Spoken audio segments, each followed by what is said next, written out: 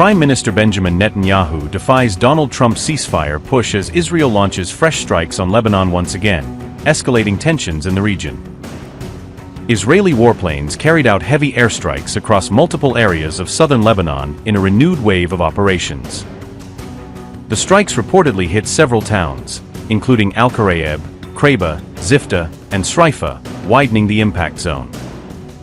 At least 5 people are reported killed, while several others have been injured in the latest wave of bombardment. Drones and warplanes were reportedly used in coordinated attacks across different targets in southern Lebanon. Israeli military operations have continued despite mounting international pressure calling for immediate de-escalation. Lebanese Prime Minister Nawaf Salam stated that Israel has carried out nearly 3,500 airstrikes on Lebanon in recent months. He also noted that hundreds of controlled explosions have taken place since the US-brokered April 16 ceasefire announcement. Benjamin Netanyahu continues air raids despite Donald Trump's public stop shooting appeal to both sides. Trump made a big truce announcement even as Israel and Iran exchanged attacks, trying to seize control of the narrative while missiles flew. Trump claimed both sides are looking for an immediate ceasefire after publicly scolding both Iran and Israel over their latest strikes. Trump insists that peace negotiations are going on behind the scenes despite what he calls ignorant and stupid attacks, suggesting diplomacy is still alive even as the battlefield heats up. President Trump publicly scolded both Israel and Iran, urging an immediate halt to strikes as Washington tries to project control while its closest regional ally defies calls for restraint. Meanwhile, a massive explosion was reported in Iran's capital, Tehran, raising urgent questions over whether senior diplomat Abbas Araghchi and other top officials are safe. The blast reportedly shook the foreign ministry building in Tehran, even as a fragile ceasefire is said to be in place. Iran released dramatic video purporting to show its missiles pounding Israeli territory in what it claims is a third wave of attacks, signaling that the confrontation is far from over. Calling Israel's actions a dangerous game, the Islamic Revolutionary Guard Corps earlier warned of serious consequences after a reported strike on an Iranian facility. IRGC missiles then targeted Haifa in retaliation, Iranian sources claimed, framing the attack as a direct response to the earlier attack by the IDF. At the same time, Iran-backed Houthi forces in Yemen have also launched a missile attack on central Israel, underscoring how Tehran's allies are widening the battlefield beyond Iran and Israel themselves. In line with confronting the American and Zionist aggression against the axis of jihad and resistance in Iran, Palestine, Lebanon, Iraq, and Yemen, and in rejection of the Zionist project seeking to establish what is so-called Greater Israel under the name of the New Middle East, and in our endeavor to break the unjust and oppressive siege imposed by the American enemy on our people and the free and dear peoples of the Axis in Lebanon, Gaza, and Iran, and based on the principle of unified fronts and confronting enemies, and in response to the Zionist aggression against Lebanon, Iran, and Gaza, the Yemeni armed forces launched a missile barrage targeting sensitive Israeli enemy targets in the occupied Jaffa region.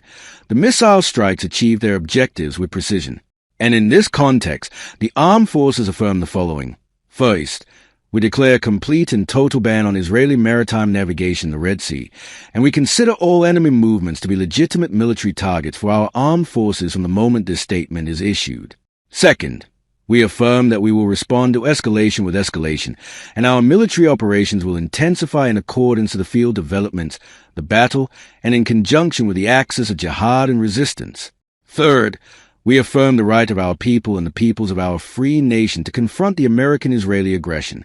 We will not stand idly by in the face of the unjust siege imposed on our people and the peoples of the axis of jihad and resistance in Palestine, Gaza, Iran, Lebanon, and Iraq.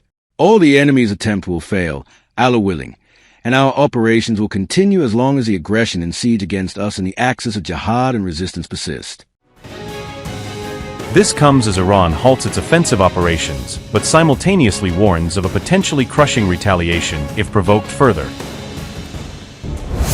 Iran's Joint Military Command says it has stopped active operations against Israel following its latest round of retaliatory strikes. The fragile Middle East truce is facing renewed strain after fresh exchange of fire raised fears of further escalation. Israel and Iran exchanged fire early Monday despite the existing ceasefire, marking their first direct military confrontation since the truce was reached. Qatam al-Anbiya's central headquarters announced, following the acts of aggression and hostility carried out by the bloodthirsty Zionist regime in southern Lebanon and the Dahia area, with the support of criminal America, the powerful armed forces of the Islamic Republic of Iran delivered a painful response to this regime in support of the oppressed people of Lebanon, a response from which the illegitimate Zionist regime and its supporters should have learned a lesson. Accordingly, the cessation of operations by the armed forces is hereby announced. However, it is emphasized that should the aggression and hostile acts continue, including in southern Lebanon, much more severe and crushing measures than before will follow. Offensive operations may be halted for now, but Tehran has made it clear that all military options remain on the table if tensions escalate further. Iran has issued a stark warning to Israel, saying that any future aggression could trigger a far stronger response than before. "We will never bow to our enemies," Iranian officials declared, while warning that more severe action could follow if attacks continue. According to Tehran, that warning applies not only to Israel but also to any country supporting Israeli military actions in the region. As we had promised, we acted accordingly. The powerful armed forces of the Islamic Republic of Iran, including the Islamic Revolutionary Guard Corps and the Army of the Islamic Republic of Iran, have demonstrated that, while maintaining the highest level of defensive and offensive readiness, they act upon their stated commitments with speed and precision and make their American and Zionist enemies regret their actions. Criminal America and the brutal Zionist regime must know that a strong and proud Iran, together with the resistance forces that have brought honor to the region, will stand firm under all circumstances and against any threat, and will never bow their heads to the enemies that have been defeated in war. And should aggression and hostile acts continue, they will be met with an even stronger response. This comes as reports claim Mojtaba Khamenei has gone off the grid, with communication channels reportedly falling silent amid heightened regional tensions. A new mystery appears to be unfolding inside Iran's power structure, as reports claim some officials have been unable to reach Khamenei. According to Iran International, contact with Mojtaba Khamenei has reportedly been lost since Sunday night, raising fresh questions in Tehran. The development has fueled speculation over command and coordination during Iran's latest military actions. Questions are now being raised over whether Iran's recent strike on Israel received direct approval from Mojtaba Khamenei. As Iran International's report suggests, the operation may not have required real-time coordination with the supreme leader. Instead, pre-planned wartime protocols are believed to have been activated as communication issues reportedly emerged.